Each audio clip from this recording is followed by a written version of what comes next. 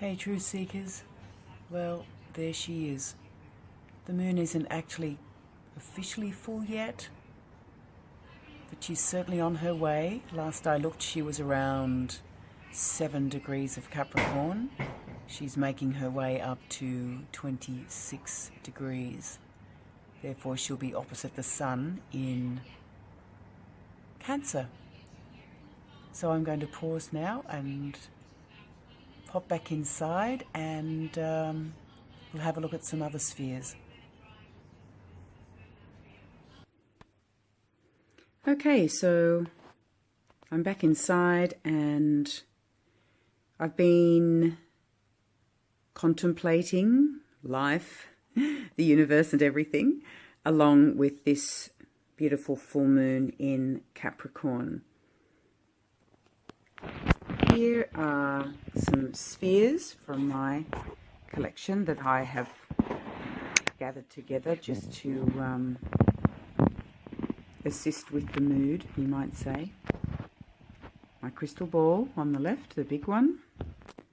This beauty here is calcite of the white variety, and she certainly does remind me of the moon herself. This here is citrine. Beautiful, this one. It's a pale citrine. Okay, put her back. This little one in the front here I purchased in New York City. This is a crystal ball. And then the one to the right. This is actually ametrine. It was sold to me as amethyst, but there are a number of different minerals in here. You can see there, see in the center, a little bit of citrine. And a friend of mine actually said this is fairly close to a Super 7. It looks like clear quartz there. So I think she's quite special. And this larger sphere here is orange calcite. So happy full moon in Capricorn, everybody. Still around, what is it now? It's 9 p.m. here. I think it's around 12 hours away from now. She's due at around 9 a.m. officially here in Sydney time. So you'll get the full moon right on the degree in the Northern Hemisphere. But I was thinking also what's going on along with this full moon. It doesn't take a genius to know that there's been quite a bit of unrest in the world lately, and it's interesting because yes, there have been some tricky planetary aspects, including Mars in Scorpio. No, sorry, pardon me. Mars in Scorpio has actually got some good aspects coming from it at the moment. It was Saturn in Sagittarius square Neptune in Pisces, and it's almost like, you know, the army in Turkey trying to overthrow the government, you know, makes a lot of sense.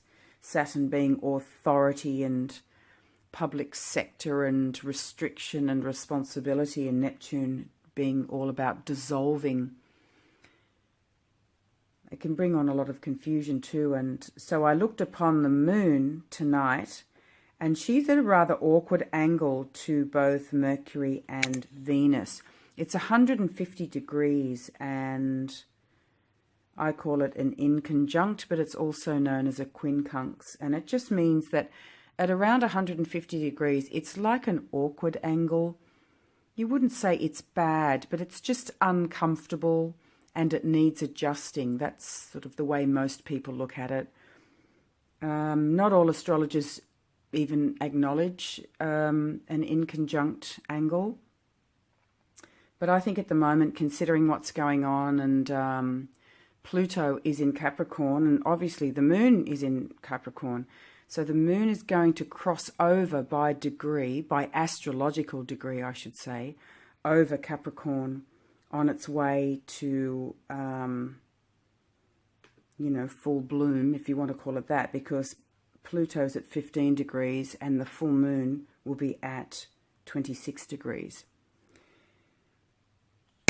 For some, it could be, again, you know, those emotions coming up to the surface, which if you're a little bit, well, I shouldn't say you, if people are a little bit toxic, yeah, that's could be an avenue for some feisty emotions to hit the surface. But for most of us, it's going to be that craving for deeper understanding of self, which has already happened. I mean, there's been some wonderful discussions over the last few weeks, but especially the last couple of days that I came across, where a lot of beautiful YouTubers were discussing their spiritual journey, self-mastery. I even uploaded one myself, about how people are traveling, and also that certain things need to change for them. You know, they're feeling within themselves that they might pull back in certain areas and open up in others. And I think a lot of that has to do with the moon at the moment being 150 degrees in conjunct Mercury, the way we think and communicate, and Venus, love and our values, what it is that we love, what it is that we hold dear. And so when you look at those aspects, there are very positive angles that can come out of that, like sensuality and a lot of creativity.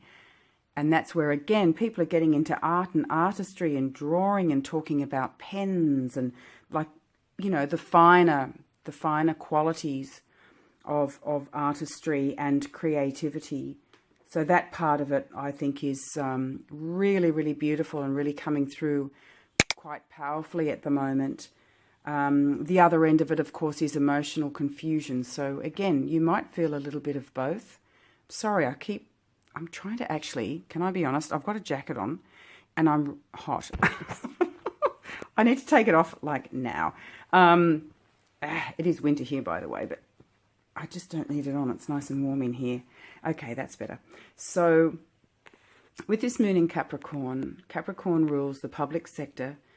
Capricorn is ruled by Saturn. So Saturn has been playing a role in this unrest, but he also calls for structure and stability. And he says, let's build a wall of bricks. I don't want a house of sticks. Let's do it properly, step by step, brick by brick. And Saturn Capricorn says, okay, how are you traveling? And when I talk to clients about this, I always ask them, in your mind, what type of vehicle are you traveling in at this time? Are you traveling forward in luxury, in a Ferrari? Are you horse and buggy? Are you walking because you don't even have a vehicle? Are you on public transport, a bullet train? Like, because to me, Capricorn and the 10th house is about how I'm traveling and where I'm traveling in life at the moment. So during this full moon, you may like to contemplate these things, looking at your creativity, looking at how you communicate. I remember reading once, it's all very well to read between the lines, but are you reading what's on the lines? How are you delivering those lines? What are you receiving from others? Because at this time, with all this Pluto moon action, the things that people are delivering to you could very well be aspects of yourself that are hidden, that need to come out for you to recognize and work on, which is why journaling right now is so important. So you can journal or take your spiritual path whatever way you see fit, at whatever speed. But do look around. That mirroring that began well over a year ago is still rife in our society. So that's why we need to pay attention to the people around us. That doesn't mean you allow yourself to be railroaded or bullied by others, but just pay attention to the way they are delivering and behaving and see if it triggers something within you, and then you can journal about it. And find or tap into your sacred space and gain some answers so you can get off that horse and buggy and jump into that Ferrari and travel through life in luxury, so to speak. So before I go, I'll just share a little prayer, I suppose you might call it, that I wrote this afternoon on the full moon. It's for any full moon. I will certainly use it for every full moon until I feel otherwise. So obviously you fill in the blank. In this case, it is Capricorn. So I'll read it to you. And you might like to use it while you sit quietly. As the full moon in Capricorn lights up the sky, she calls me to focus on what, where, and why. It's a time for surrender if something is worn, yet she highlights my path towards solid form. If wishes were set at the previous new moon, she will assist me to harness them soon. I hope you can use that in some way, or it helps you in some way. And other than that, I'm going to bid you a wonderful evening. And if you can get outside to catch a glimpse of the beautiful Capricorn full moon, I don't think you'll regret it. It's just stunning. So take care, everybody, and I'll talk to you again soon. Bye for now.